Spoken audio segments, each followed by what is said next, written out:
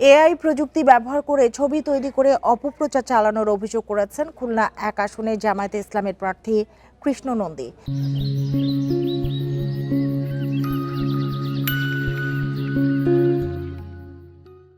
দুপুরে খুলনা প্রেস ক্লাবে আয়োজিত সংবাদ সম্মেলনে তিনি বলেন, খুলনা ১ আসনে দাঁড়িপাল্লার প্রার্থী হওয়ার পর থেকে একটি স্বার্থান্বেষী মহল ঈর্ষান্বিত হয়ে অপপ্রচার চালাচ্ছে।